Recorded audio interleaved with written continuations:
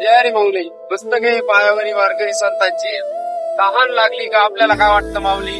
पाणी प्यावंसं वाटतं. पाणी पिलं का आपली तहान क्षमते माऊली.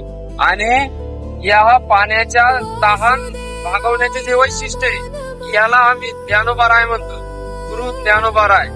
आणि हाच धर्म आहे आमचा का गोटभर पाणी आणि चोखंडभर वाहत. हाच आमचा धर्म आहे.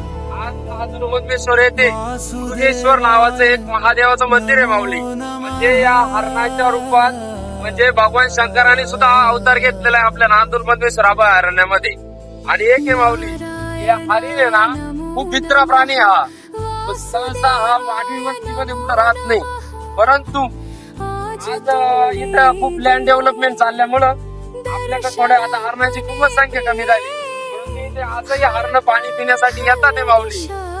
हा आमचा धर्म आहे आणि प्रत्येकाने हा धर्म जपला पाहिजे माऊली. आणि एक वेळेस लोक माणसापाशीसाठी माणसाच्या इच्छा अपेक्षा विचारतील, परंतु या प्राणी मात्रांच्या इच्छा अपेक्षा या इच्छा अपेक्षा पूर्ण करण्यासाठी ज्ञानोबाराय ते असले तरी जे ज्ञानियांचे राजे गुरु महाराज ते आमच्या सारख्याला बुद्धी देतात माऊली.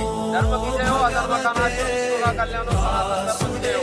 नमो पार्वती पती हर हर महादेव. जय हरी माऊली.